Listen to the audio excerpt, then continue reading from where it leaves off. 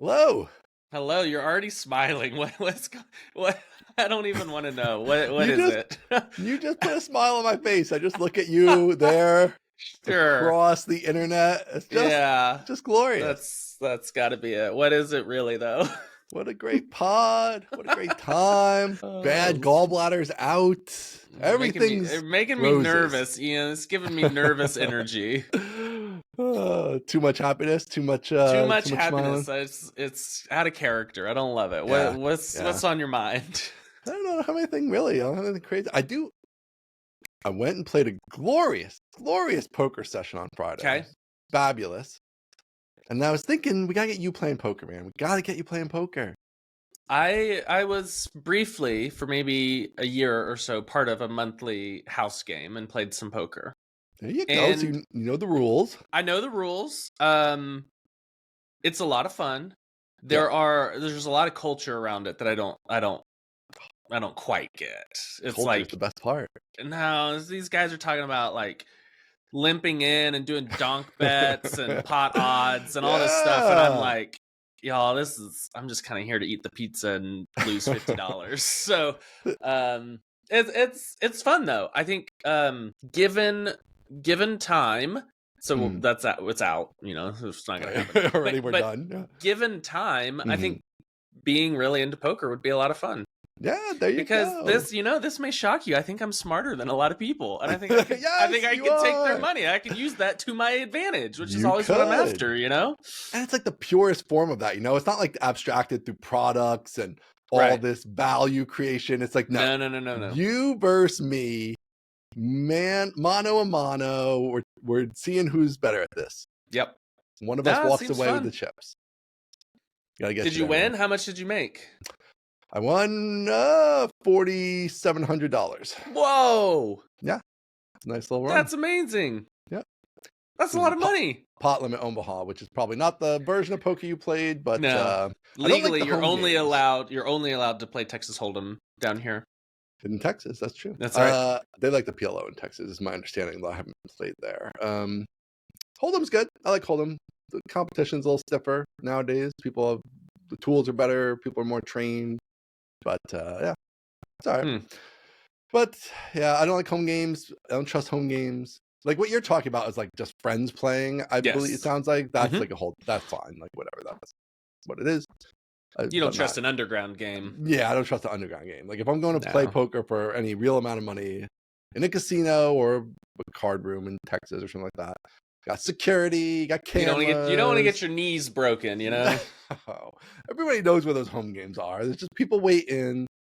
And then plus, you're going to get scammed. That's the other thing I don't like. The scamming, it's too irresistible. If there's a lot of money there, the dealer's going to be scamming you. The runner's going to be scamming you. Both of them are going to be scamming you. I don't want to get scammed.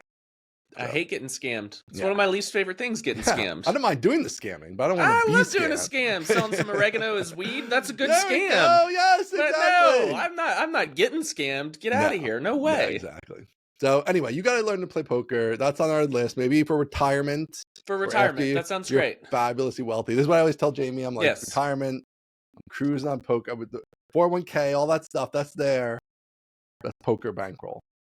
That sounds great. I realized this weekend that many of the things, almost all of the things that I want to do require time or money, and I don't feel like I have enough of either of them. Look at you hitting middle age. You're hitting middle age. Worst. I hate it.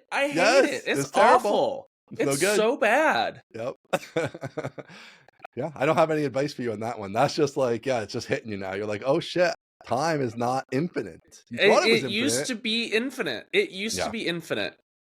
There used to be, man, when Jennifer and I first got married, we would wake up on a Saturday at like 10 a.m. Mm-hmm. We would like wander out of the bedroom and get a Keurig coffee and then watch Shark Tank for like an hour. I love Shark Tank. Yeah. And then probably catch an episode of like Brooklyn Nine-Nine or The Office or something. And then it's 12:15, 12:30. We're still in our PJs. We're like, so what do we want to do today? You're already bored. Yeah, I don't know. Like, you have so little to do. You're bored. When's the last time you were bored? Oh, I haven't been bored in years. Exactly. So many years. Yep. And I look back on that and I think, man, time was infinite. We would go to Papa Murphy's, grab a drive-through za, come home, throw it in the oven, watch a movie or two at night. And it's the freaking best. It was unbelievable. I don't know what Papa Murphy's is, and I don't know what a za is, but it doesn't even matter. I don't even want you to explain it. Matter. I get the you vibe. Understand directionally, yeah. I understand the vibe. Yeah, me and Jimmy, we had this favorite restaurant, right? Actually, down the street from where my office is, and we would go there. And we wouldn't even go there till 9, which is just insane. Can you imagine? Right? I was in bed last night at 8 o'clock. And then we would just have a 2.5-hour dinner. We'd have all the courses. We'd have 2 bottles of wine. We're just hanging out. It's great. Everybody knows us. The waitress loves us. The whole thing. The whole thing. We were just the mayors of this little restaurant. You know what restaurant I'm the mayor of? The breakfast place where I take my kids on Saturday morning. Taco place. Yes, exactly. Yeah, we go and we get this terrible coffee and these little waffles, and the waitresses all know the kids by name, and it's great. It's adorable, but it's not going out at 9 o'clock and having 2 bottles of wine. It's going out at 7:30 on a Saturday morning. And the only other people there are parents or old people who just got done running. There's just all these runners clubs for 60 and up, apparently. Okay, interesting. Yeah, so it's me and all the babies and old runners that are all sweaty. It's like, that's it. That's the only people that are up on a Saturday morning at 7:30 going to a restaurant. I tell you, I miss... so I gave up the coffee like 12 years ago or something like that. I think we touched on that here before, and I don't miss the foofy coffee, whatever. It's nice. I don't care.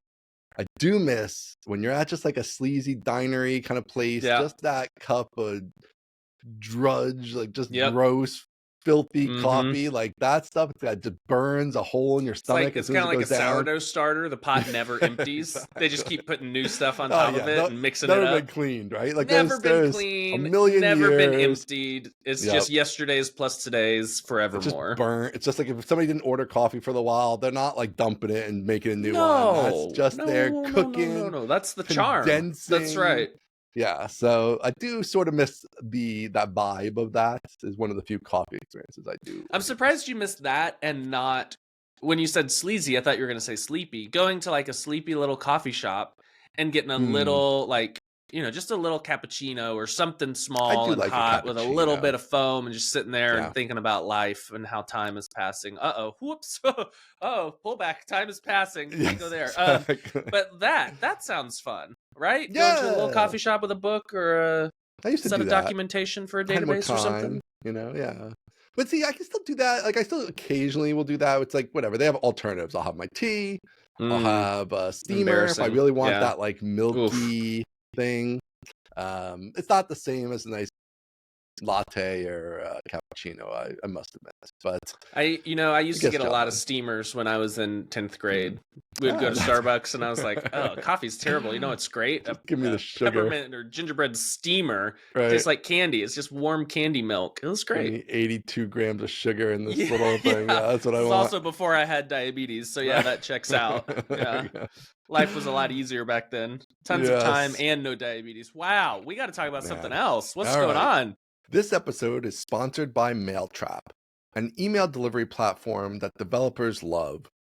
An email sending solution with industry-best analytics, SMTP, and email API, along with SDKs for major programming languages, and 24/7 human support. Try it for free at mailtrap.io. Let's talk about something wonderful with the world. Okay. Fabulous. Yeah. The big guy over here made his way to Bluesky. I did. To the blue ocean, a blue sky where everything's new and wonderful and fabulous. You're there. Yes. You're a little cynical on it. You always say you're not cynical. You're a little cynical on the blue sky. I still see it. It seeps through your tweets, which I still call them tweets. They're definitely tweets. Yeah. So what's going on? All right, I got a lot of thoughts. Okay. I joined Bluesky. I'm not cynical. I am not enjoying it very much. I will say that. That is what I will say. Okay, so I said all along, if it's still around post Thanksgiving, I would join. Black Friday hits, still a thing. I joined. Man of my word. Man of your word, yes. Man of my word. Frankly, I didn't think it was going to last, and so I thought I was in the clear, right? Yeah. Right. So I thought, I'll just put it off until it goes away, which is what I do with most things. Just put it off till it goes away. That's why I haven't ever learned Docker or Angular or any of these other things. I'm hoping to wait out React until it dies. Same with TypeScript. Just put it off. It'll go away eventually. Yep. That didn't work out so well this time. It's Yeah. still around. So Friday morning, I fired up the old laptop browser, logged in, found out I already had an account, which is nice. So I tried to sign up. Yes, I saw that. You joined. And it was like, hey, you already have an account. I was like, oh, I wonder what that's all about. And I was Aaron F. whatever, bsky.social. So I must have gone in early to like claim my username and then never came back. Yeah. And so I got this nice little bit of lore or aura that I have this Bluesky Elder badge, despite being notable holdout, which is kind of fun. Accidental, but we'll pretend it's on purpose. So, just a few thoughts, and then we can riff. One is, I am trying to use the platform, and they're just a lot. It's an early platform, right? And so there are a lot of things that aren't quite there yet, which is totally fine. I get that. When asking how to use the platform, I'm getting a lot of "you're doing it wrong." Like, don't do it that way. Yeah. Why are you doing it that way? You shouldn't want to do that. Don't super love that. Don't really appreciate coming in and being like, "Hey guys, I'm here. How do I do this?" And everybody be like, "Ha ha! You're here. You're doing it wrong." And so, I joined, and some people were like, "I see you finally caved," and I'm like, that's a fun way to welcome someone to a party. Like, hey, come to the party, come to the party, come to the party. And you get there and people are like, you're an idiot. Why'd you come to the party? Like, okay, I thought you wanted me to come to the party. So don't super love that. The one that kind of just like got away from us was I was trying to figure out how to mute a bunch of people, right? Yes. Because that's a key strategy of mine. Is muting a bunch of people about whom or people that I don't care about. Primarily federal politicians or state governors. I have zero interest in what they have to say on a social media platform. If I want news, I will go elsewhere. I rarely want news. Also, professional sports teams and like ESPN and all their affiliates, because despite like not following those teams, a lot of people like to retweet or re-sky a lot of that kind of content. I'm like, I don't ever want to see it. And that felt like a safe place and a safe thing to say out loud. I want to mute these people without saying who else I want to mute and accidentally getting dragged. And everybody's like, don't use Discover. Why would you ever use Discover? Nobody uses Discover. And I'm like, okay, that's fine. I want to use Discover. That's my favorite thing about Twitter is the For You tab.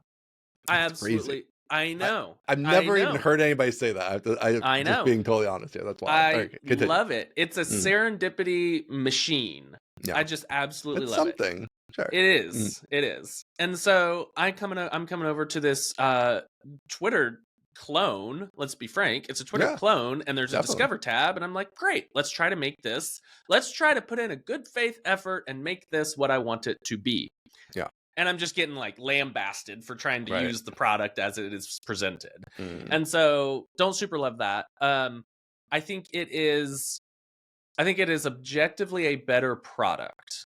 I think if Twitter had adopted even half of these things, nobody would have really left, even with all of the Elon backlash.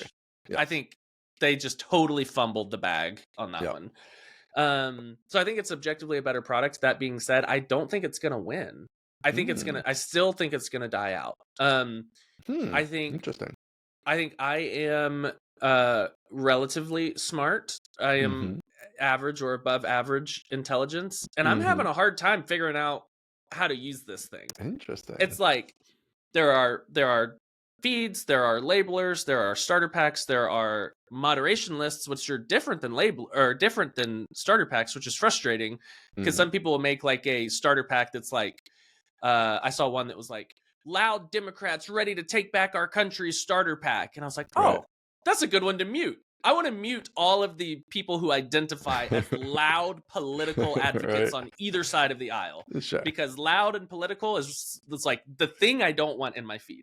And you can't mute a starter pack. You can only follow a starter pack. And so you have to like use these external tools to convert a starter pack into a moderation list and then mute the moderation list. And I'm like, that feels weird, doesn't it? So some of these are like maybe rough edges as they're building it out. So I don't think it'll win because I don't anticipate normies like finding it terribly easy to onboard. That's Okay. one thing. Yeah. And then finally, maybe finally, I think so. You hear a lot of this conversation of like, oh, it's just more fun over there. It's just so much more fun over there. And so then you go over there, and the stuff that people are posting, like let's just constrain it down to our circle.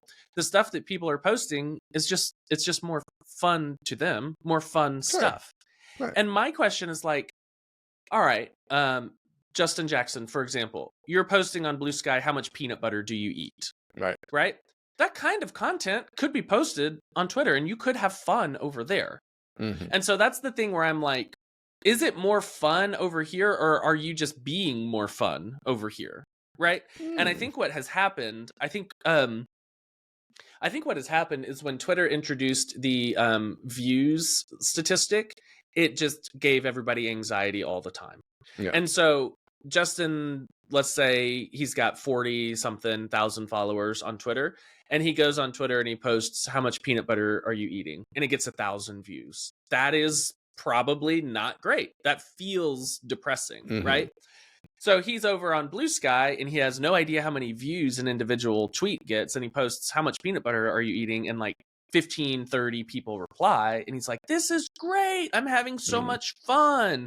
But that could have happened on Twitter as well. And so you see a lot of these, like, Justin in particular has done these like A/B tests where he'll post the same thing across a bunch of different platforms. Yeah. And the actual engagement seems about the same, but the view, like, it's always compared against, well, I have this many followers on Twitter and it got this many views on Twitter, or this many replies. Right. It should be more based on how many followers I have. Right. And I think that is what's introduced anxiety in a lot of people. It's like, oh, the platform's dying. I've got 40,000 followers and I get 1,000 views. And I just don't think that matters very much. I think introducing views was a huge disaster for Twitter as a platform. I don't know about the views part. I mean, every comparison I've seen that anybody's done, it's like the likes and the replies are almost always significantly higher on Bluesky, just as a ratio. Now, obviously, we all know that like the Twitter number of followers is like totally artificial, like, because of, whatever, you've been on there 15 years and lots of those people were just gone even before Elon, and lots more have left since. So like the number of real followers you have is way less than the number that says in that screen there. But yeah, I don't know. I mean, I think the more fun part, though, to me, is that's a little more subtle than that, because it's like the main use case. Like, I agree with you. You could post about peanut butter in both places, right? But the main use case, by the way, is like, can we just pause and say, what a wild question? Where did that come from? I love peanut butter. What in the world, Justin? Why are you asking how much peanut butter we eat? That's so out of left field. Something I could not eat while my gallbladder was bad, because a lot of fat in peanut butter. I'm sorry to hear that. He should have labeled that as offensive to Ian. I'm back. Yeah, that's inappropriate. I don't worry. I muted peanut. Don't worry. I'm not going to see that anymore. See, that's good. That's great. Good mod. I can eat peanut butter now. It's fine. Yeah. So the thing is, like, so there's the things. Let's just take tech Bluesky Twitter, right? Sure. So tech Bluesky Twitter. I want to be working on something and post a link to the thing itself, right? I want to big time. Post links to other people's things. To me, the link is the core of the whole thing. So my day in, day out, I want to read other people's links and I want to post my own links, and I want them to be usable in how that's done, right? It's far superior on Bluesky. Even though it's just subtly different, it's far superior. So that, to me, that's the whole thing. And then, like, yes, so now I'm here and I like this experience better. So now if I'm going to talk about peanut butter, I'm going to do it here because this is where I am. Versus, yes, I could talk about peanut butter on Twitter, but my day in, day out things I more seriously discuss or more seriously want to read are far worse on Twitter. So I'm not going to do it over there because it's worse. So that, to me, is the thing. That's the part. It's not that, like, the peanut butter post in and of itself is better on Bluesky. It's that I'm on Bluesky because the core experience is better, and then that leads to me sharing all my other takes or whatever is going on Bluesky. Yep, I agree with that. I think the link demotion is maybe the death knell for Twitter. It's so Should it die bad. out? I think that is going to be one of the inciting incidents because it's so bad. It's like It's so you bad. fundamentally broke the reason most of us are here, which is to Yes. discover new things outside of this little bubble. So And you know, I fully agree with that. that all leads back like to Elon's motivations, right? Which I think it's like you can't totally escape the Elon factor because he wants to be able to control more thoroughly what is delivered on the platform. And so, like, yes, things like linking outside, he doesn't want to happen, which is also true of the linking part is true of other platforms too, right? Yeah, I don't And think that's an Elon thing. Everybody that owns a platform wants you to stay on the platform. Sure. That's just like that's economics. Mostly that's true, yes. So Bluesky so far isn't taking that angle, which is great. And I think you know, then the push to algo. See, this is where I think also it's like it's not the same because Twitter forces you into the algo very often, unless you know, again, like the very technical people, right, are going to install minimal Twitter or whatever that thing is called, so that you can also just swipe over to following in Twitter. Yeah, but you have to do that over and over. I think it's relatively persistent. I don't know. I find I'm always in the For You until I installed that you know, the Chrome plugin extension, that forces it to never do that. So, and obviously there's like dildo ads and all the other stuff that's on Twitter now since they don't have any real advertisers.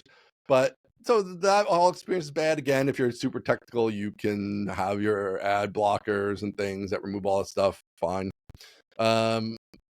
But yeah, I don't know. I think I definitely disagree with you on the onboarding. I think it's actually a much better onboarding experience. I think you're coming at it from sort of a weird angle to me. It's like you're coming in and being like, I need to block everybody and everything instantly, which is not how you join Twitter, right? Like you didn't go join Twitter and like start with like 20,000 people blocked and all that, right? So that's not how anybody else is going to approach it. That's how you are because you're a power user of Twitter and all that kind of stuff. But I don't see the regular person coming in and being like, I'm looking to block 50,000 people day one.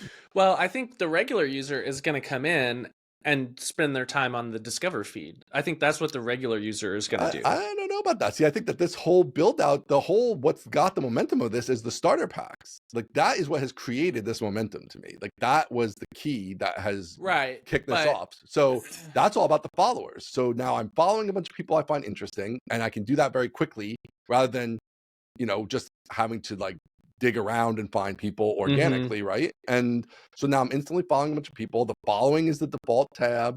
Yes, you can go to Discover, but you don't, if you come into a starter pack or a few starter packs or whatever, or Bluesky directory, and you're following 200 people, you already have a bunch of stuff showing up for you. And yeah, you might go to the Discover tab and then you'll find feeds and you'll find different algorithms besides Discover.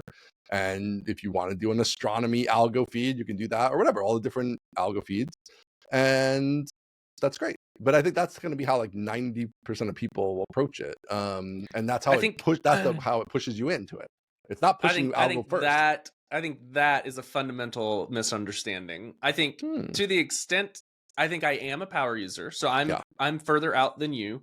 I think you're slightly in for me, but the rest of the world, I'm thinking about like if my wife joined Bluesky, there's like a very minor chance she's going to join via a starter pack, because that's kind of like domain knowledge, right? Like, oh, I have to like know that starter packs exist.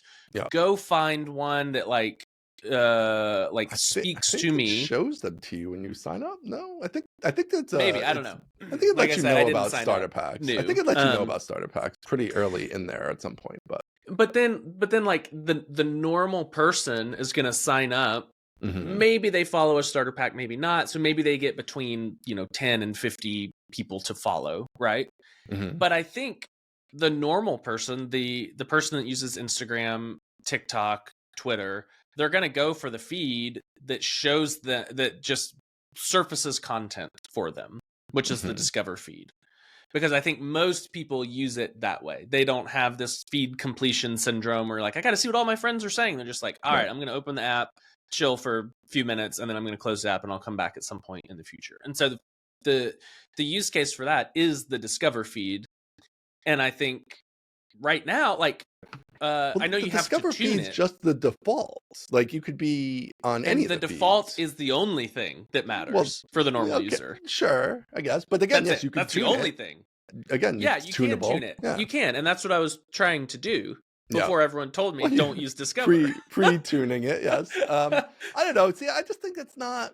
So there's lots of places to get algorithm. If you just want the pure algorithmic vibe, right? Like you could be on Facebook, you could be on Instagram, you could be on Twitter at this point, right? So like this is Twitter's always been Twitter's problem. Is like they're like, boy, we can't grow as fast as Facebook grows because at its core, at least originally, it wasn't algo driven in that same way as Facebook, right? And so there's only a certain percentage of the population that's actually interested in the pure Twitter-like experience. That's less algo and more following based. Yes, I and think so that is a niche. I agree with you. it's a That is an niche, important yes. point. That is a niche Yes. that there are certain people that only want for you. I think that is a niche. I think that's the majority of people, right? That's why I'm sorry. Facebook. No. Only a few people only want followers. following. Yes. Yes. I think it's a smaller Most people want percentage. for you. Yes, I agree. So I think that most people are fine with the algo just dumping stuff on them, Correct. and that's fine. But see, there's tons of options for that, right? The thing that always made Twitter unique was that Twitter was the only place that wasn't pushing that angle, even before the algos got more advanced. Like that was always true since Facebook started the algo-based feed in 2008 or whatever that was. So then Twitter took that away effectively. And now Bluesky has brought it back. So I think that is like a big part of it. It's like, I just want to follow who I follow. Yes, sometimes I dip into the algo stuff. And it's really nice now that I can have ones that aren't just the generic one. And that is nice. Great. And so I'm going to follow my followers. I'm going to find stuff, which I think is way more effective than a for you experience, which is via the people I trust to follow, that their taste is going to be similar enough to my taste that they're going to surface things for me, right? But yeah, if you want to delve into the pure algo, it's there. I think they'd make a mistake if they made that more prominent, because I think Twitter already does that. If you have somebody new to social media, which is rare at this point, I guess, but like I feel like the onboarding experience of Bluesky is going to be way better. I mean, I can't even imagine what the onboarding experience of Twitter is right now. It's got to be like just crypto stuff and AI I think it's things, like, you know. I'm saying if you just end up in there raw with nothing, your default for you is going to be full of crazy stuff. I think you're prompted to follow. It's like famous Elon, people, yes. Elon, and athletes. Yeah, sure. And I mean, you'll follow a few people, but the For You tab's going to be full of madness. Yeah, which is what the Bluesky tab is. Just a different type of madness. Yeah, but it's not its default state. Do you know what I'm saying? Disagree. It is the default state. I don't know. I think that's why everybody yelled at you, because they're like, this is not the default state. You're trying to make it the default state, but it's not the default state. It's not the first tab. It's the second tab for a reason, because it's not the default state. Yes. I don't want to just follow. Like, I don't want to just get content from people I follow. But see, and I think everyone thinks I'm crazy for that. So much of your problems. Yeah, I mean, it's not totally crazy, but it solves a lot of your problems if you do that. But it eliminates the upside. Like, if I only saw content from people I followed, I would not have to mute. I mean, I would have to mute a few people that I follow, which is something else we got to talk about. But it would solve the whole, like, well, it would solve most of the content I don't want to see problem. It would solve most of that. There are still people that would. I can't believe you can't turn off retweets from individual people on Bluesky. That's crazy. Right. But there are still people that would retweet stuff into my feed that I'm like, I don't ever want to see anything you retweet because you've got bad taste. But I'm willing to follow along. So wait, hold on. Yeah. Okay. So it solves 95% of my seeing content I don't want to see. There are still people that I follow that have bad taste that would retweet stuff. Sure. Sorry about that. Oh yeah, you for example. Yeah, that's right, you. That's a great example. I want to turn off your retweets. Yeah. I don't care. Yes. But so that solves that problem. But it takes away 95% of the benefit that I get from Twitter, which is discovery. Like, I see things. I can't imagine it's 95% of the benefit you get. I can't imagine it. Easily. That can't possibly be true. It is 100% true. It can't possibly be true. Because a lot of the benefit of Twitter for me is the algorithmic feed, which does a few things. It resurfaces, or rather surfaces stuff that I may have missed from the people that I follow. Sure. So I don't have this feed completion syndrome where I have to like see whatever, scroll to my last save point, right? So it resurfaces some stuff. It might not surface how much peanut butter do you eat, and I am okay with that, right? So that part is fine with me. But it does resurface stuff from like 8 hours ago that's like, oh wow, that's really good. But more importantly, it surfaces more stuff like the stuff that I like. Right. And that's why I like the Discover on Bluesky or the For You on Twitter, is because I like a bunch of stuff. I bookmark a bunch of stuff. I respond to a bunch of stuff. And then I get more stuff like that. And then I find new accounts outside of this little Laravel bubble that I get to follow. And so my Twitter feed is just like full of interesting content and the random, rage bait or engagement bait, and I have to like fine tune my, mutes and stuff like that, or just ignore it. And that's frustrating, I agree. But I don't want to lose all of the benefit of this serendipitous discovery of stuff. Okay. And I think Bluesky, I don't think, obviously I would say for sure that like, I'm sure the Twitter algorithmic feed is superior to Bluesky just because it's been around longer in terms of just forget the headings and stuff it sends you. Just if we put that stuff aside and just the good stuff it does occasionally bring up, it's probably more sophisticated feed right now. So and Twitter has way more data on me, so Bluesky's may get better. Of data, right? So that's where, like, I guess that's I think people's core pushback of what you were attempting here is that like you've jumped into the way deep end of the pool when it seems like you actually need is a bunch of mute words, which you famously have like 3,000 in Twitter or something, right? So if you get those out, which Twitter probably won't let you do, but if you could, then you could dump them into Bluesky's mute list, and that's like 99% of what you want. No? Maybe. I think that would help. Yeah, like it's like the official accounts, like every account out there is talking about Trump or Harris or the Yankees or whatever, and it's not the official accounts; it's all the other accounts, which is where you actually see the content from. So you just want to mute Yankees. Right? Like that's what you need to mute. Right. But I also want to mute, there's this one account on both platforms. I don't know who he is, but his handle is BrooklynDad_Defiant. Okay. And like he is a political activist. And I want to mute him. And so that's what I'm looking for is like, yeah, but like there's infinite. I think approaching it that way seems a little bit wild because like there's millions and millions of accounts, and there's like out of 24 million accounts, you don't want to see 22 million of them. So you can't just block 23.5 million. Right. Yes. So you want to mute word it instead. And just block the people who show up that you see live in your feed. But the whole story, hate that guy. Boom. The whole promise of Bluesky is like, the moderation tools are incredible. No, bro, you're going to love it. Bro, the layered moderation. I mean, it's incredible.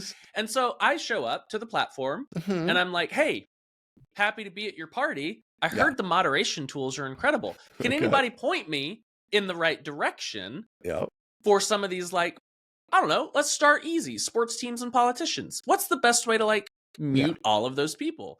And I get a dunce cap and shoved in the corner. But and that's so I'm not like, wait, even moderation. I don't know. Yes, that's like a weird moderation. I don't know if I'd call that moderation. The layered moderation. There are moderation lists. There are mute lists that other people maintain. You don't have to do all the work by yourself. I actually think that's a huge negative. No, I think it's actually a terror. I actually really dislike that whole aspect of the system. I think that's a mistake, and that they're going to regret that actually.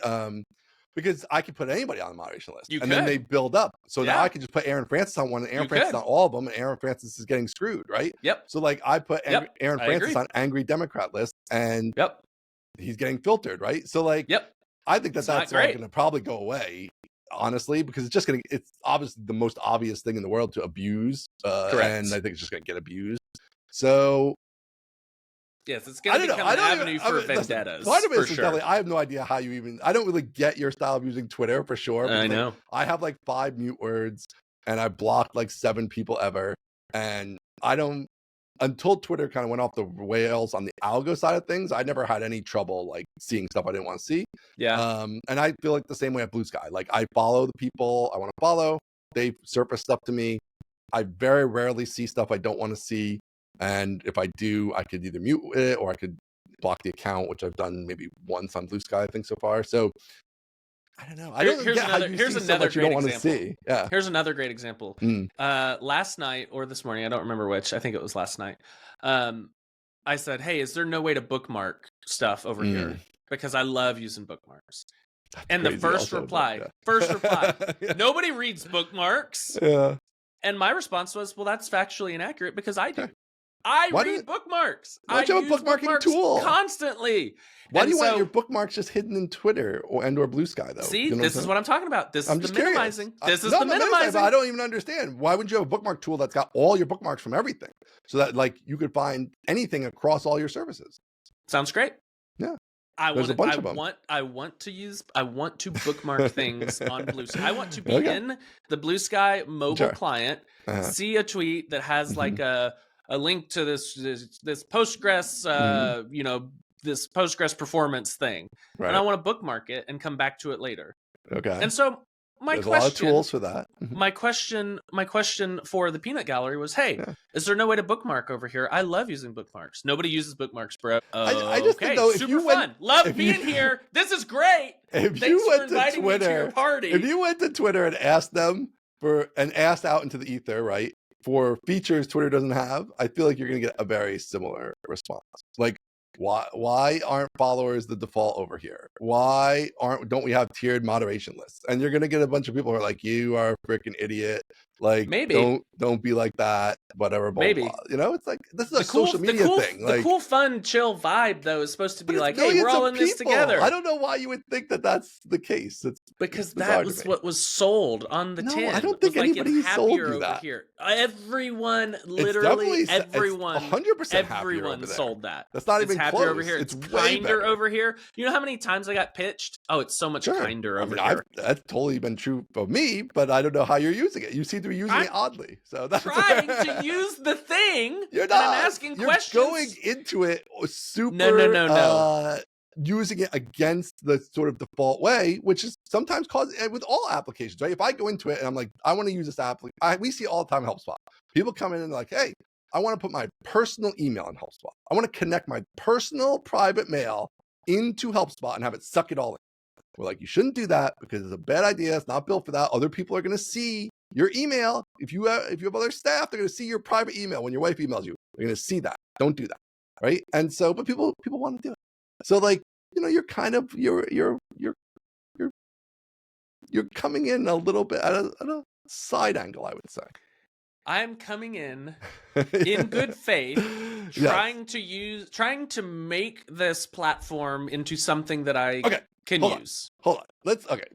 So we covered all that part. Now, my thing is kind of who cares? It's like the people who didn't want it, not about you personally, but like people who didn't like Twitter for whatever reason. It could be Elon, could be links, could be all the, there's plenty of terrible things Twitter does that are just purely Twitter, the product. And then obviously you can layer on the political stuff. That group of people has for a long time been looking for an alternative, right? Because they're jumping to Threads, jumping to Mastodon. They're like trying to find something that sticks and works the way Twitter works, which everything else has kind of had its own weird take on it. It actually hasn't been like Twitter. And that's why I think it hasn't really stuck the way this group wants. So now there's Bluesky, which is absolutely a Twitter clone from 2011 or whatever it is. Everybody who wanted that experience is moved or is moving and is happy with that experience, right? And so from there, I kind of feel like Bluesky now has, I disagree also that it's going to go away. I think it's got sort of enough people there now that like it's fine. And if it stops growing at the rate it's growing, that's fine because there's enough of a core group that people are going to be happy it's there. It's self-sustaining. Just like, I mean, Twitter didn't grow for 15 years or whatever. Like they basically stopped growing in 2013 or something. So it's the same thing. Like maybe it's not as many people, whatever, fine. But like it's self-sustaining. Yes, that's great. And so now if people want the Twitter experience, it's just like some people want the Facebook experience, right? Like we're not those people. I don't want the Facebook experience. It's horrible in there to me. Horrible. But great. There's obviously I'm in the minority there. Lots of people like the Facebook experience. 3 billion people like the Facebook experience. So they're on there daily. Great. And then you'll have Twitter for people who want the like Elon flavored text-based social media. Great, you got that. And then if you want the more, links more, I would say like internet-y social media experience, then you have Bluesky. and that's great. And if people could go there I or buy not, that. and like that's it. I think You know? I think Bluesky could remain as a subculture.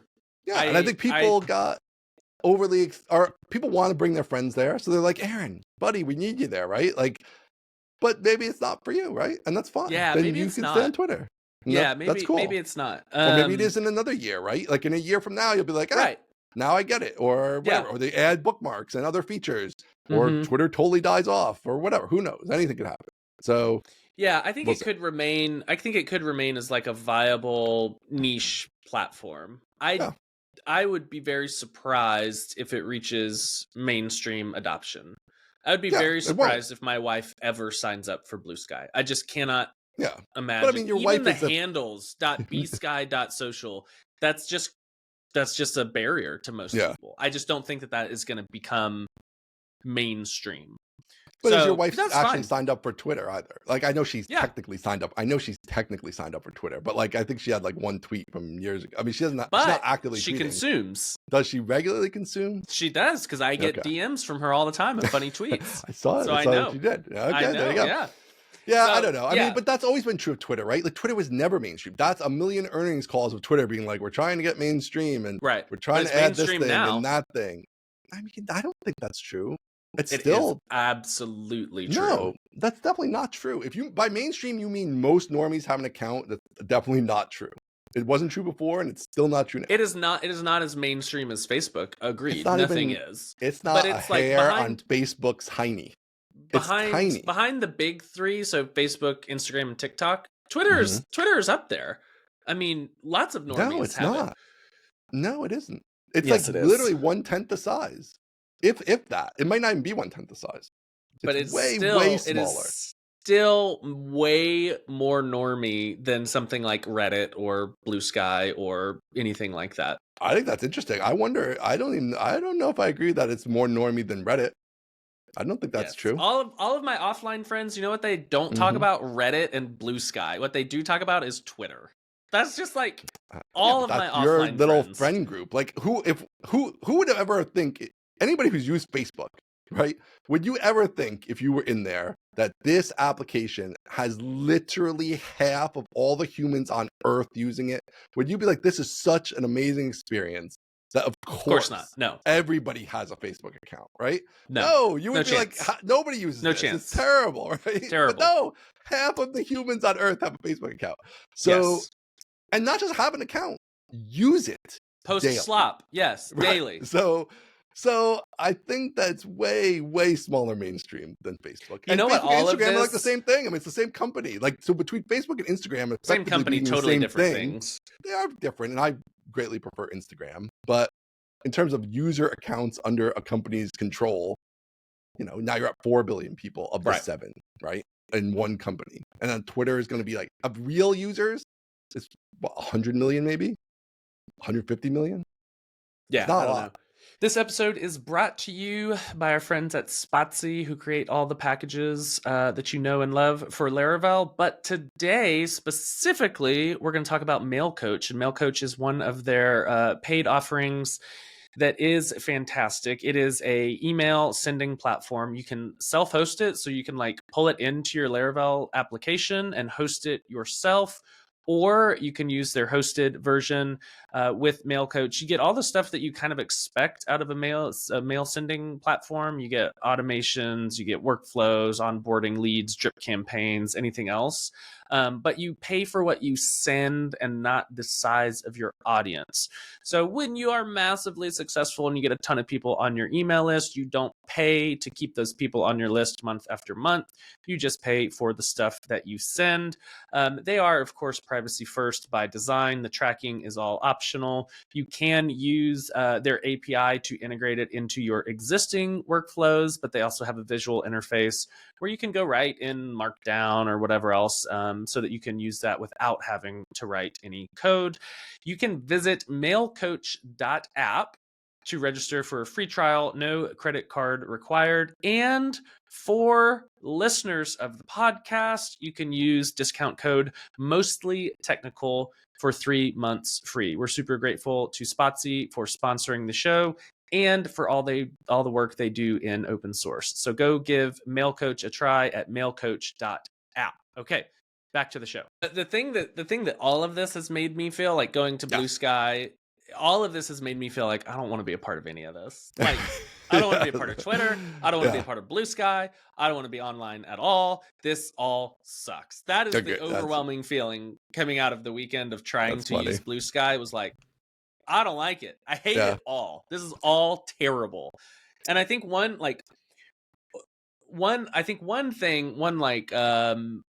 philosophical or meta commentary about the rush to Bluesky is an overwhelming, maybe a majority, at least a big portion of what people are saying they like about Bluesky is that they're getting followers. And that to me is like, guys, this is very interesting. This is one, it's not going to last. Like, you're getting followers because it's a land grab, and people are coming over and they're trying to figure out who to follow, and they recognize you, and so they follow you. Two, like, it is not in the majority of cases, it is not some quirk of historical timing that big accounts have a lot of followers. Like, that may be true in some cases. Like, Kevin Rose was maybe on the who to follow list when Twitter started, and so he got 1 million followers. Like, okay, yeah, that's a quirk of historical timing. But in terms of like normies, so let's say not Kevin Rose, everybody below, it's not that like, so they had some unfair advantage that they got followers. It was, in my opinion, they did something and talked about it in an interesting way, and people wanted to follow along for that journey. And so now people are going to Bluesky and they're like, I can just get followers for free. Like, I don't have to do anything. I can just get followers. And it's like, well, that's not going to last. And also, I don't know about that. I don't think it's worth it, I guys. think it's this whole thing is, we could go a very interesting metaphor here, right? Which is like, obviously in America, but in the whole world right now, you have this like populism movements, right? And the sort of rich are getting richer, and you have all that kind of stuff going on. And this is kind of similar in a certain sense, where it's like, I think it's quite hard on Twitter at this point to get any kind of following, because the only way to do it is to play the algorithmic game, right? You have to be outraged. No, you do. That's how you have to do it. Sam who responded to you on Bluesky, Sam who said, that is not true. I have done it in the past year. Sam went from like 800 to 9,000 or whatever. And your response was like, well, you're an exception because it's such high effort. I'm like, yes, that's the whole thing. Like, you have to put in effort. Sure. But the algorithm angle to it is so much harder to crack.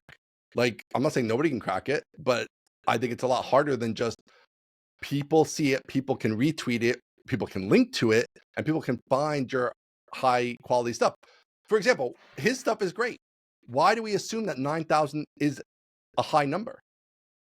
Because maybe it's 10 times bigger than 800 where he started. But maybe it should be 100,000, right? Maybe it hurt him.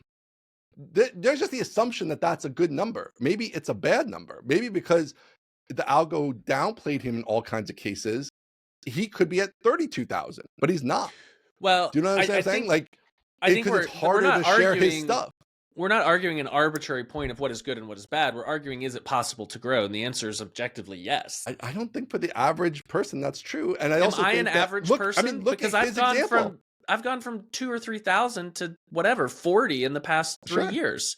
But look at an average person. Look at his example. He's already at 5,000 on Bluesky, and it's not just from starter packs, right? It's because people have shared his stuff and they found him and like it. So in a month, he went to 5,000. No. Here's my take. Okay. Here's my take that I think a lot of people are missing about Bluesky. Yeah. He can go from 0 to 5,000 on Bluesky because the amount of followers is an expression of some underlying action or truth, right? And so it's not that he joined Bluesky early and got a bunch of followers. And I think that's what a lot of people think is the case. If I joined Bluesky right now, when the wave is happening, I'm going to get a lot of followers and a lot of engagements. That is the explicit pitch from a lot of people trying to get people to come to Bluesky. The engagement's better, you get a lot of followers, it's a lot more fun, right? I think the when in the fullness of time, when things settle, the follower count in majority of cases is an expression of some underlying truth. So Sam can go from Twitter, where he has 9,000, show up on Bluesky and immediately get 5,000 because of some underlying truth. And that underlying truth is he creates great content that is very interesting and is remarkable. People want to talk about it. And that is the underlying fundamental truth about why someone has followers. And I think what's being pitched and what a lot of people are believing and saying is you can just get followers over there.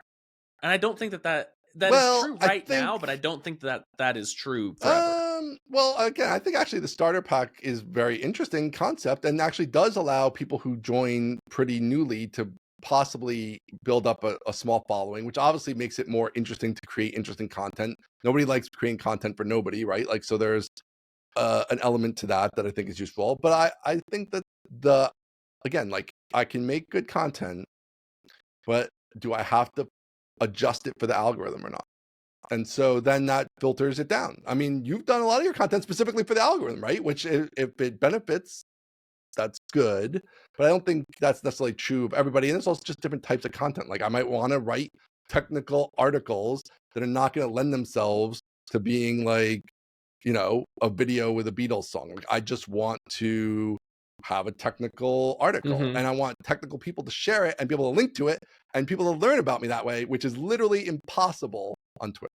So I think you're going back to conflating the issue. I agree, and we can hold constant that links in the top tweet are better than links in reply. That's stupid. I agree. But that's a huge thing for the following, though. Sure, fine. Yeah.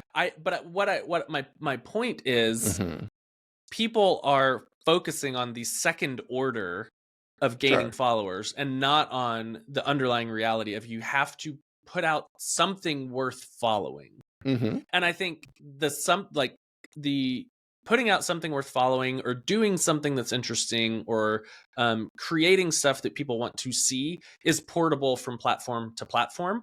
And any like early mover advantage, I think, is not defensible in terms of like getting followers. It's not defensible, and it's gonna go away at the margin. So let's say you're in a starter pack and you get 5,000 followers from some starter pack, but all you ever tweet about is the fact that the barista messed up your name on your coffee. You're gonna lose your followers, or they're gonna stop engaging with you or something. And so then you're just back to the exact same situation that you were in on Twitter, where it's like, well, I don't get any followers, I don't get any engagement. The fundamentals of the platform are still different, and so maybe it's still a more pleasant place to exist. I acknowledge that, but you're still back to, if you were hoping for unlimited engagement forever, I think that just goes away if you don't sustain it with like, let's do interesting things or talk about interesting things or share or surface or something. Like, I mean, you have to have a reason for people to follow you. Right? It's like whatever it is. It's like all social media is like 5% publishing, 95% consumption or whatever, right? So I don't see why it's going to be radically different here either in that regard. But I still think that there's benefits to having followers. So even if you do occasionally say something, I don't know, I think just tweeting into the void that literally nobody's going to ever see is still a different vibe than, hey, I have 25 followers, I have 50 followers, and like I know that they will see this in their feed. It's just a different vibe than and it's going to encourage people to produce various forms of content, which I think is good, rather than encouraging them to produce, first of all, being forced to produce a certain type of content to be seen and play all the various games of the algorithm that it requires. So I don't know. But I do think there's an element. I agree that like everybody sees the rich at the top of Twitter, being people with lots of followers, and they're like, hey, here's an opportunity for me to stake a claim in a new spot that isn't overcrowded with Aaron Francis and Taylor Otwell and Adam Wathan, who just dominate everything and also we're all there, baby. We're there. You're all there now.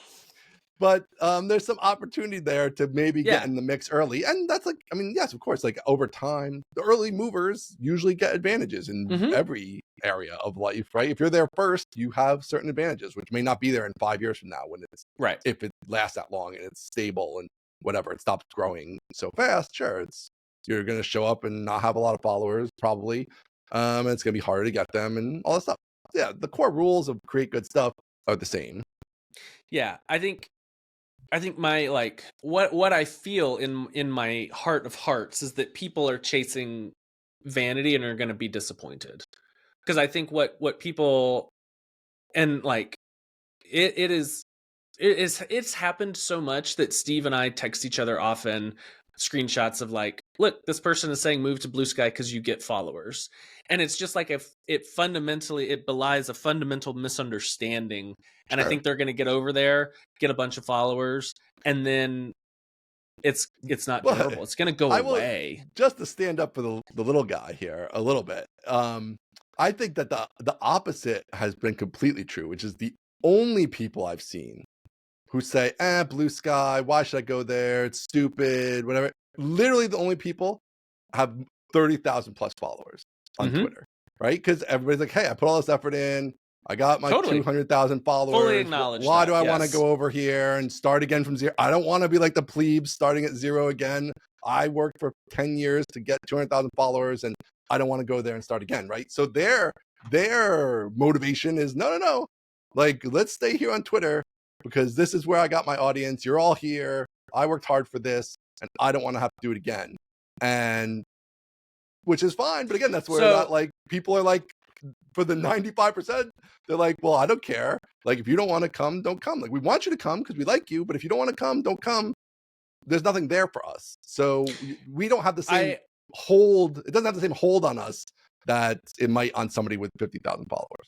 I agree that there is a sunk cost, we'll call it fallacy, of like, I don't want to abandon this thing that I've worked on. Sure. But again, I'll go back to the followers are an expression of a reality. Sure. So Sam Who can go to Bluesky, and even though none of it is portable, he can't export his following, or rather his followers, and go make them follow him on Bluesky. Even though that's not portable in any sense of the word, it's 100% portable, that he can walk over to Bluesky and say, I'm Sam Who, I'm here now, and everybody's going to follow him.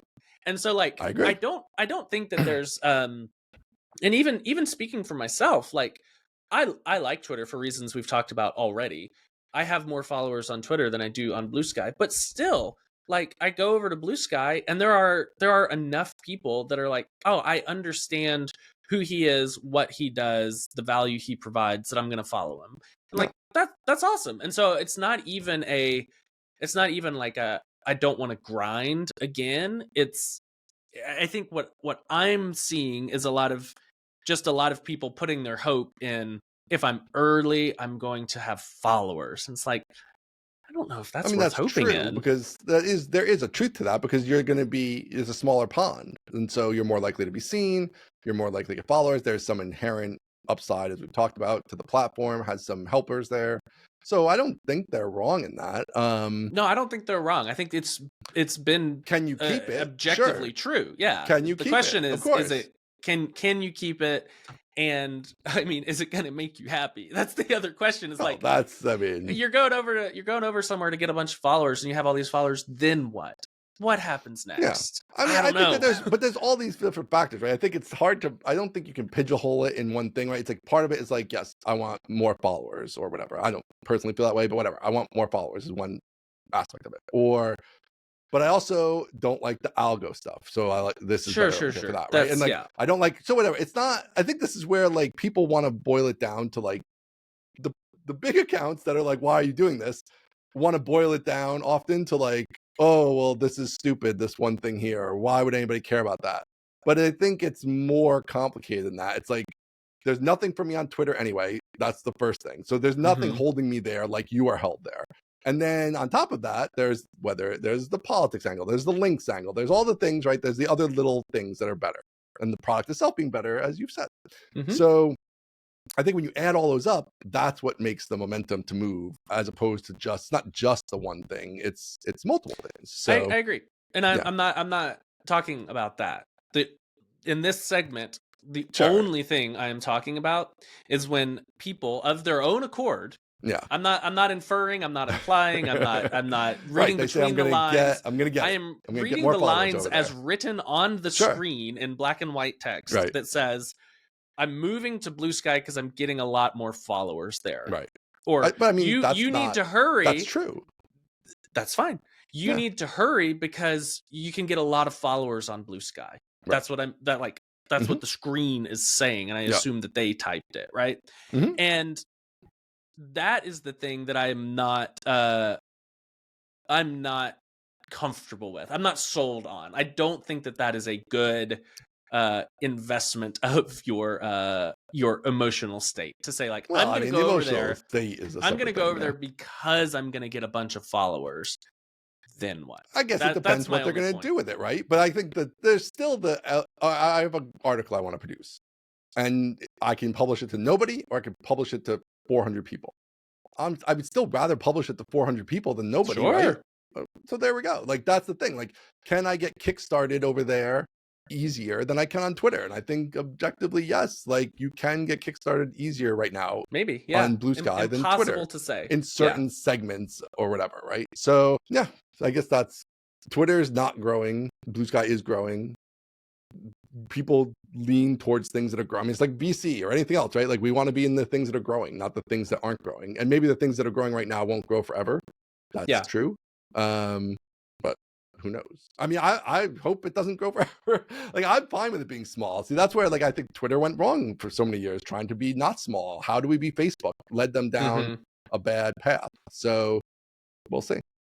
I think one interesting thing that could happen is Twitter could reverse policy on link demotion, and I think that's just fundamentally going to destroy Bluesky. I think it's just going to be like, well, that was like the thing that we all complained about, was like the open web, and now they're like, fine, links are okay. I'll be interested. I don't know. I mean, Elon literally just last week was like, this is how it is. No, it doesn't mean he can't change his mind, but he doubled down on it and was like, no, like, just we're do not better, doing is that. basically what he told Paul Graham. So that doesn't seem like it's happening, but again, he's Elon, he can change his mind tomorrow. I just think that his goals don't really align with that, and I don't think he cares about any of this the way that the people talking about it care about it. You know, it's like, whatever. People who get paid or don't get paid equal amounts, right? You see all these stories about some people get paid lots of money and other people don't get paid, even though they have way more followers and way more interaction, right? Because Elon put his thumb on somebody and said, like, this one's paying a bunch of money.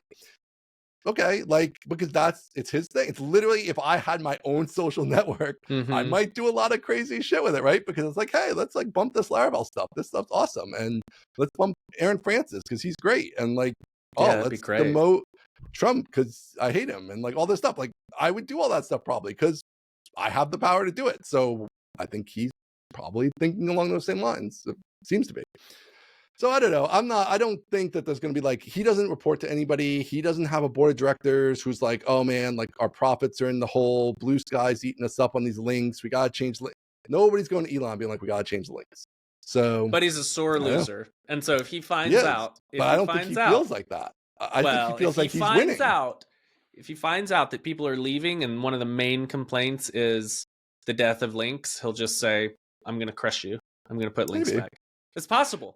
You have to admit, it is possible. It's possible. He might feel like he has other ways to crush them, right? Like he might. Quasi-governmental organization now, so maybe he doesn't care about the links, right? Sure. So I don't know. We'll see what he does. I think he could just get bored with this. Who knows? Who knows what he's He could get bored and sell it off, and somebody could come in and say links are okay now, and then we're back, baby. That would be something to be back. See? Although I think most people. I don't know. I don't think people are going back necessarily. Could it stop the growth? For sure. I don't think the link change would send people back because there's so much bad stuff there. The ads are everything's horrible. So like, there's a lot of horribles. Again, it's like multi-layer. It's not like just the links. It's like the links are a big part of it, I think, with this early part, but it's more than the links. So I don't know. We'll see. I think we're good. I think we covered it. An hour. Do we need more? Oh, we covered it. We covered it. We definitely covered it. What about you happy with the fake Aaron Francis on Bluesky? Is he still Yeah, it's active, good or fun. No, or I think he's he done. hung it up? Okay. Yeah. Yeah. Yeah, the spirit of Aaron Francis is no more, Aaron I Francis think. lives. Yeah. All right. Well, I don't know. We have this other one. I don't want to talk about this thing right now. I'm going to demote that. You want to dig a basement? Let's talk I about want to that. dig a basement. So I want to dig a pool, right? Yes. By hand, Also yourself. by hand, but myself for the content. I've been thinking we need, so we have like a 1.5 car garage. We live in the big city, so we don't Really? have we don't have a lot of space. I guess Oh, it's technically a 2-car garage, but it would be too tight. you can't get kids in and out when Okay. there are two cars in there. Yep. And so since we're urban livers, we Sure. don't have a lot of like land space, No, despite it's all being in vertical Texas. there. It's Yeah. all vertical. And Yep. instead of going up, Mm. what if you go down? We've talked about this a little bit, but not in the sense of you actually doing it. Yeah. Not in a personal sense, but in a societal sense. Cars belong underground. Hi, producer Dave. He's going to tell me about that. Somebody's calling me.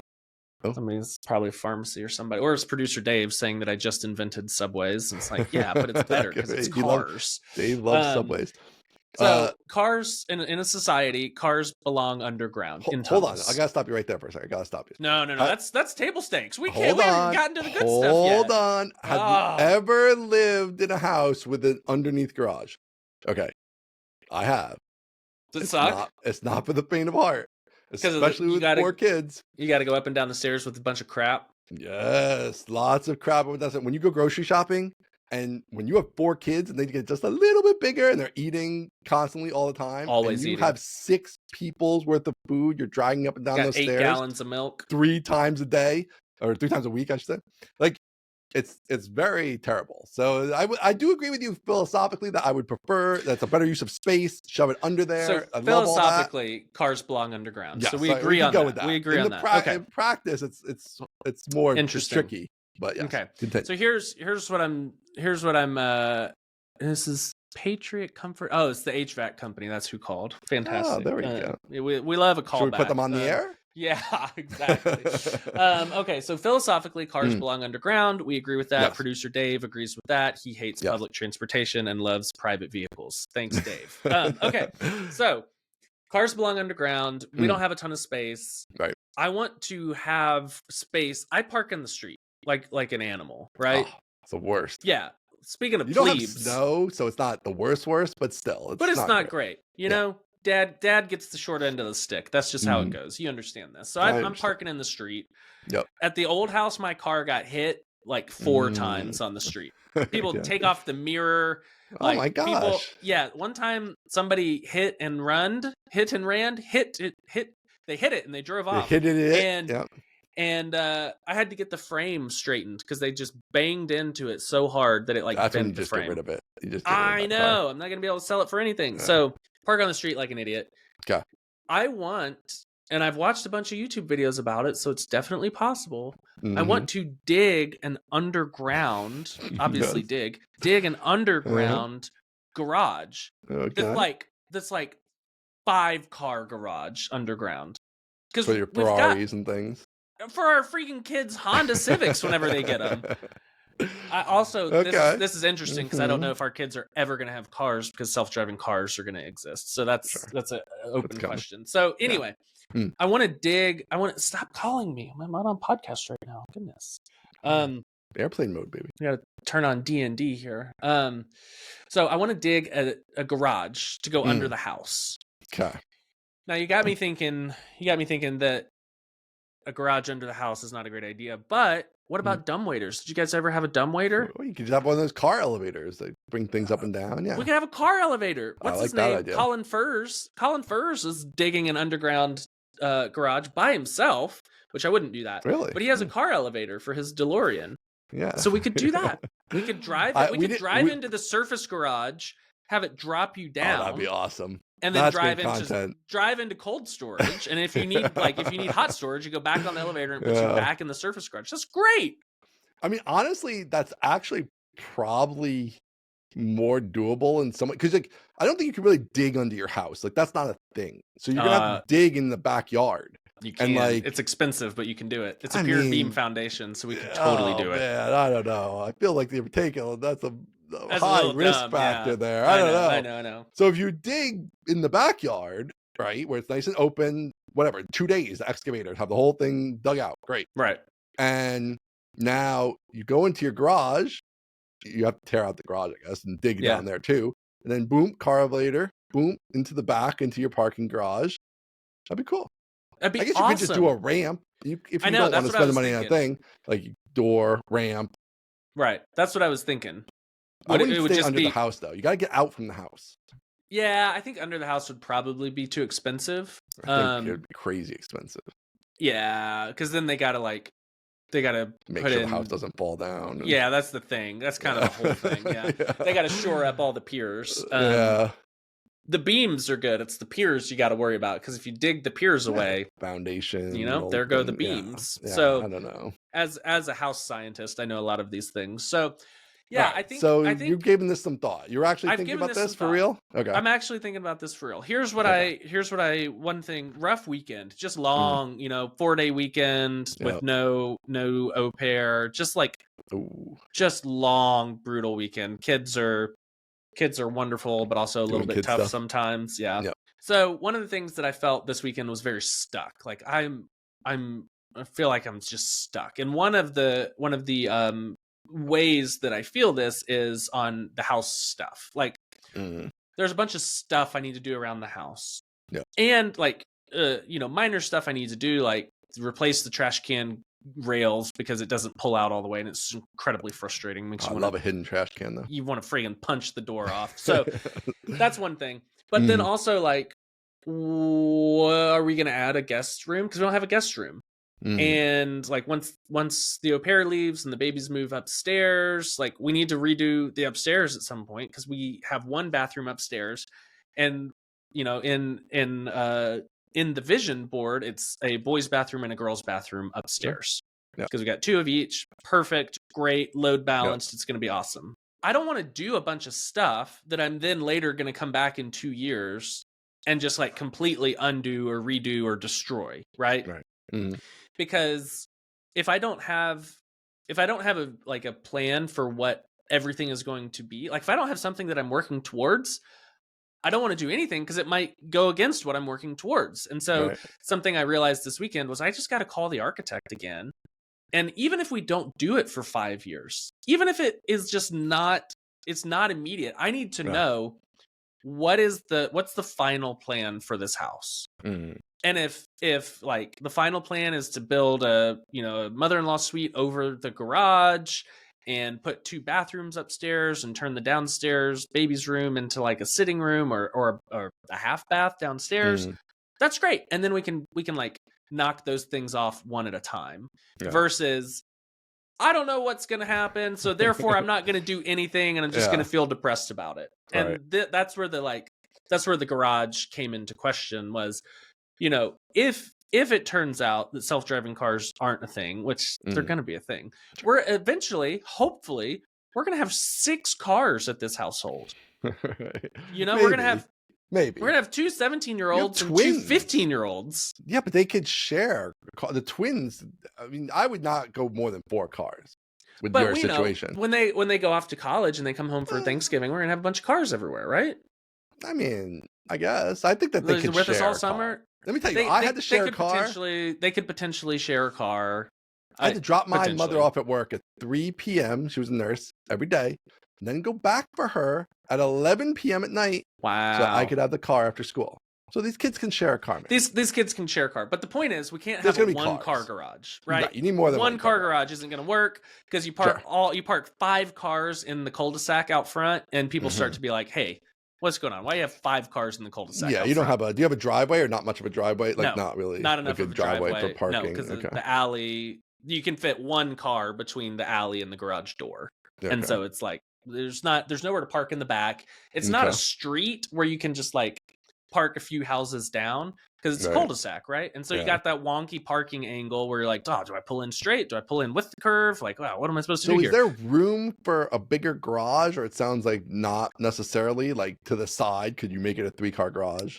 I don't think so. We could jut into the backyard, maybe. Right, you can make it a double, you can make it double deep. Yeah. Sometimes that's a thing. Obviously, no, we can't make it longer. We could make it wider. And go into we could go into the backyard a little bit. Mm-hmm. But the lot is angled a little bit such that we couldn't go terribly far.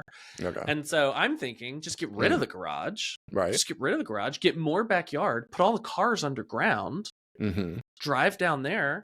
You got some woodworking tools, you got a bunch of cars, you got a bunch of hang space, and then you got this great big backyard because you don't have a garage there anymore. I don't know where the pool goes in that scenario because now there's a garage down there, but still, it's a great idea, right? I don't know. It feels like it should be very expensive, but maybe it wouldn't be. Maybe somehow it isn't. This is the old time and money thing again. This one I could just do with money, but I don't have that much money.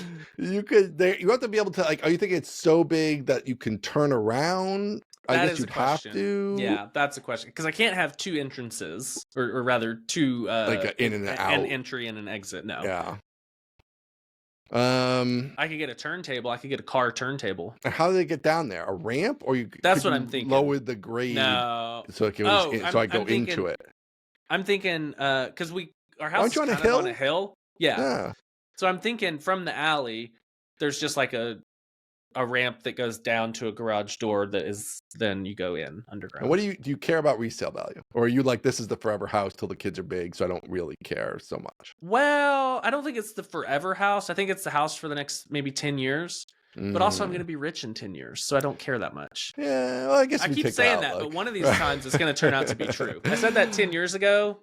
I'd like this way less if it's not the forever house, because I think once you start doing weird stuff, it just makes your house so much harder to sell. It's like, I don't want a house with a weird den garage situation that's really funky and like a scary ramp I have to drive down. But imagine it's not weird. Imagine it's awesome. Well, I think awesome.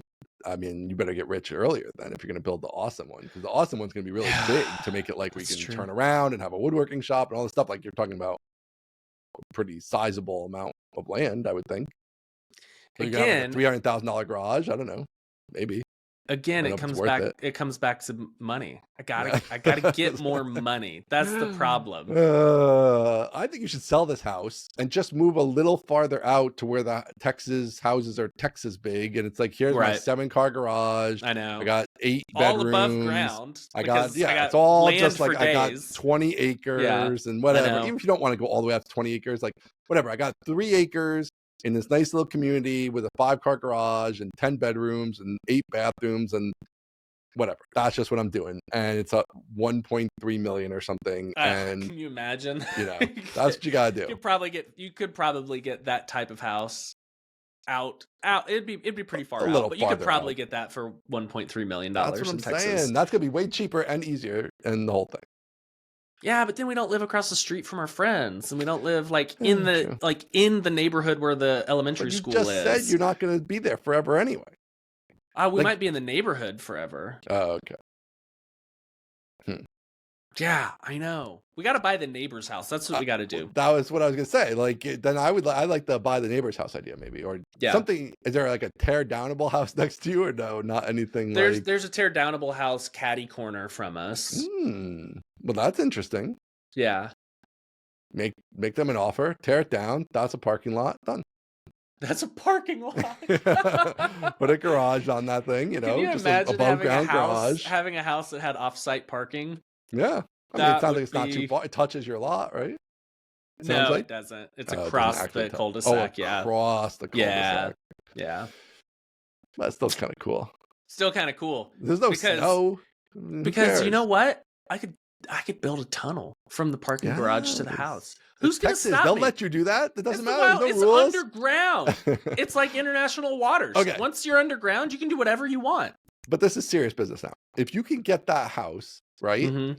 I mean, for the amount of your underground lair thing, you could buy that house or close to it and renovate it. And that's the office. That's the office and the garage. Would be incredible. Right? That's 2. So you have your garage in your house.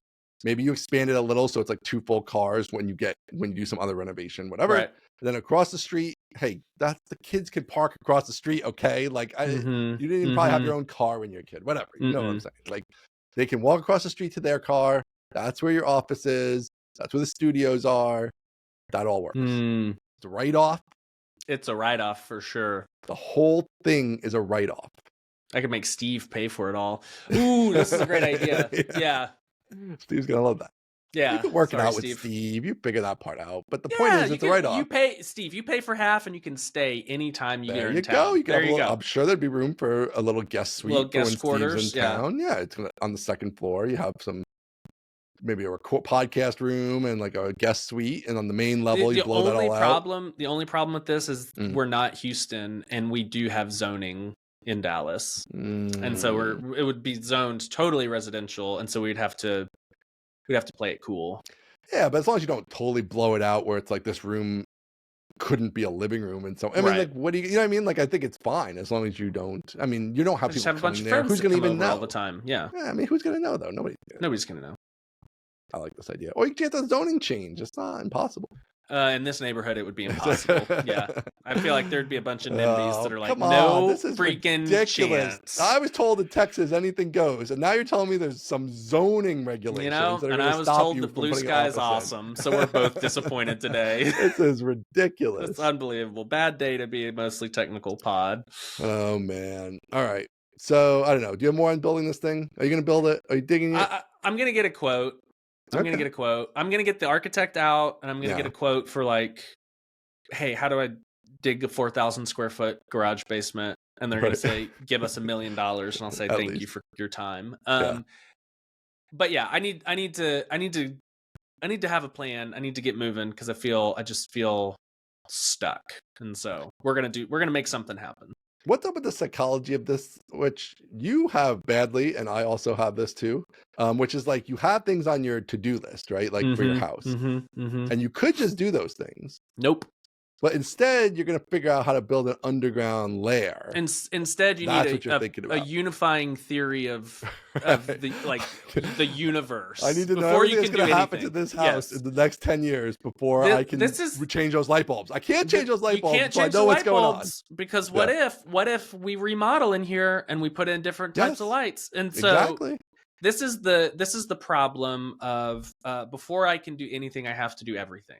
That's the problem. Yeah. And I don't know what it is. And like the easy solution, one easy solution would just be do the freaking change the light bulbs. That's not gonna work.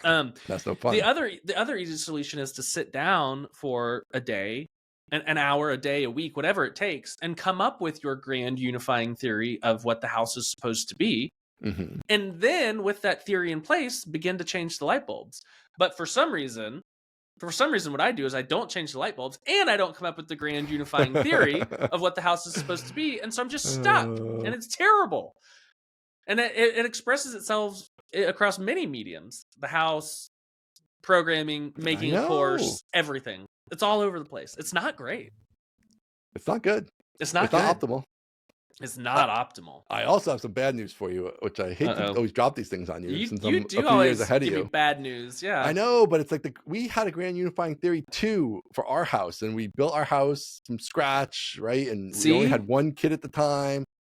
And now you're not going to be in this situation where you have more kids show up, but we still knew we were going to have more kids, so it wasn't like, oh, we didn't even know we were going to have more than one kid. Like, and then when you get in there and how you use it, there's just always going to be stuff that's not right that you have to go fix or change. I don't like that. I want to hold on to hope that someday everything will be perfect. Though. Yeah. It's going to happen. That sucks for me. Oh, man. I'm looking forward to this grand unifying theory, though. You have to bring this back to the show. I want to hear what you come up with. Are you going to actually sit down and do it? Are you trying to? So I guess you're going to call the architect. That's kind of the next step. I'm going to call the architect, and I found there's like I found a website, Texas Basement Boys or something like that. I'm like, yeah, these guys know what they're doing. I just don't know about this whole ramp situation, though. Yeah, we'll see. We'll get some notes. We'll see what it comes back at. It's probably going to be prohibitively expensive. So I think, I don't know, if we can last 10 years in the house that's still pre-car, we'll just have two cars the whole time at that point. Yeah. And then By then, of course, I'll be very rich, and I can just buy some other house, knock it down, dig out a 4,000 square foot basement from grade, not like Right. sneak under the house and build Yeah. it. And then that'll solve all of our problems. I mean, I really do like that plan better. Like, just It's a lot smarter. get a lot, build the house you want from scratch. Everybody will be bigger. You'll kind of understand the dynamics, and then you can do exactly what you want. You got a whole podcasting studio. You could have Be awesome. whatever you want the garage situation to be, bedroom situation, how the kids act with each other. Like, there's all that stuff too. Are people gonna want separate rooms, or do twins like being together? Or what do you think? How that's all gonna work? So, oh man, you got a lot to do. Yeah. Got so much to do, man. I've got so much to do. All right, so we got one more. We'll do one more meta thing, and then I'll save this other thing for next week. So we talked about ads on here. Your great idea. Everybody's heard some ads at this point in the show. You've heard 2 ads this week already by this point. But we have a different idea for the ads in the future of them being these AM radio spots, short, tight. We're going to see how that goes. Yep. But much like the conversation we just talked about, we can't just do it. We can't just put up a simple link or just even say, here's our transfer information and manually build invoices. We have to have a system. Yep. We have to do everything. We have to have a system. So we have the boys over at Thunk. The Thunk boys. Building us a system. The Texas Basement Boys. System. Texas Basement Boys and Thunk together are going to build us a podcast advertising basement management solution. We got universally good feedback about the AM radio reads. Everybody was like, "That's great, I love it, do it." People seem into it. I'll be curious to see when we're reading off these 4 ads a couple times a show. If we get that many advertisers, but how people are then. But people seem to be into it. I think it's got to be better than a minute-long ad, right? Like, I feel like it has to be. I don't want to listen to a minute-long ad. I think it's going to be easy. I think you and I will need to be prepared a little bit. A little more prepared than we are. This podcast is brought to you by, and just like boom, boom, boom, and keep going. And like, you read one, I read one, you read one, I read one, we move on. I think that is going to be like, I think it's unskippable. It's interesting. It's fast. And then we just get right back to it. I think that's going to be perfect. Yeah, I think that'll be pretty good. So we want a system though, because like there is like 8, if we get up to 8 or however, whatever the number we do is, which ones are on for this month, because they're going to be month-long chunks. So there is a little bit of like management that has to happen there. And then of course, like collecting the money and letting people buy, or people want to buy multiple months, blah, blah, blah, whatever. And to make it so we don't have to hand do it all that stuff. So Thunk's going to whip it up. I sent them a little wireframe of an idea. Daniel, who was up late last night playing poker, apparently, is going to be on it. And so it's going to be a little partnership with the Thunk fellows. I love it. I'm excited about that. It's going to be great. It's going to be hopefully some good press for them. Put their name on it somewhere, talk about them a little bit. We're going to put their name, they're going to get some credit for building it. We're going to talk about it on here. We're talking about it now. What could be better than that? Thunk.dev. I hope that's their domain. We'll see. Y'all find out and let me know. I think that's right. Yeah, I love it. I think it's a great idea. I think it's a spectacle, and I think it's going to be amazing. And it also, like, you were correct. Even some, I know. Write it down in your journal. This is the only time you're going to get it. I think you're correct in that it enables small advertisers to participate. Yeah. And that makes it more interesting. So we don't have to talk about Squarespace or 8 Sleep. We can talk about whatever random person wants to pony up however many dollars. We'll talk about them for a month. That's great. I do like 8 Sleep, so we should talk about them. But 8 Sleep. If you want to buy out the whole thing, just let us know. We are 100% for sale. But yes, I do. I think that's gonna be awesome, especially since our pod is to a pretty specific audience, and there's a lot of people in that audience with interesting products that aren't necessarily, at the $10 million a year and up sort of range. So I think that'll be really cool. It's gonna be totally affordable to get in front of our audience with a product that is likely appealing to that audience. So anyway, I don't know. It's always dangerous to go too meta on these things, but I think this is kind of interesting for us to talk about a little bit as it goes. And then since we have this kind of unique angle on it, it's kind of cool to cover a bit. That's going to be fun. I'm glad you thought of them to build that, because We can't build it. We'll have time to do that. That's the thing. It's We can't. It's unbelievable. like that's why I approached it. I was like, this is like I know this is like 8 hours of work, or whatever, but I don't have 8 hours, like, or 16 hours or whatever it is. Like, I don't mentally have it. I have all this other stuff to do. You have 48,000 other things to do. Yes. You definitely can't do it. So we need help. So we put up the bat signal, and they came in like Batman, and they're punching the bad guys in the face, and they're gonna get it cranked out, and it's gonna be awesome. And hopefully, next week or 2 weeks from now, whenever it launches, we'll be out there, and you guys can sponsor us, and that'll be awesome, and we will be grateful. I'm excited for that. That's gonna be fun. Aaron's children will eat, and it's gonna be glorious. You can sponsor 1 cubic meter of dirt removal from the Francis household. Yeah, what do you need this money for? Oh, for food. But, well, also, I'm building an underground lair with a car turntable. Please help me. Car turntable. My family is dying. Solution. Please help me. That is the solution, a turntable. Oh, I love it. That is totally the solution. You really lose the man of the people vibe when you install a car turntable. That's the only problem. You might have to give up that shtick a little bit there. I know. At the point you get a car turntable, it's probably kind of hard to say it with a straight face. Yeah, I'm one of you. Step onto my turntable, please. That is the tightest way to do it. Just a 4-car wide turntable, and it just rotates when you want to go out. When you want to come in, you pull right in and park. Man, that's not crazy. That's a really good idea. It's not crazy. Man. It's crazy, but it's not crazy, you know? Huh. I wonder what the mechanism involved in that. It's got to be, I mean, you need something pretty heavy duty to turn 4 cars, right? Oh, I think you just turn 1. How you going to just turn 1? I don't know. You just have a 1 turntable that turns you, so you don't have to like turn around in the underground garage. You know what I mean? So there's like parking spaces. You back up, even if it's a weird backup, onto the little turntable. Onto the turntable that points you and shoots you like a rocket out up to the surface. You hope that your 16-year-old kid doesn't leave the front wheels like off the turntable and drag the car around. Rip it in half. Yeah. Right. You hope. One hopes. Okay. Yeah. I like the best we can do is raise them right and hope, you know? That probably is better. All That's right. a good idea. It's a good idea. Sponsor the show. Oh, sponsor the show. Compelling pitch. All right. We're gonna leave it on Aaron's turntable. Yeah. All right. Follow us. MostlyTechnical.com. MostlyTechPod on Twitter. MostlyTechnical.com on Bluesky. MostlyTechnicalPodcast@gmail.com. We will be back next week. See ya.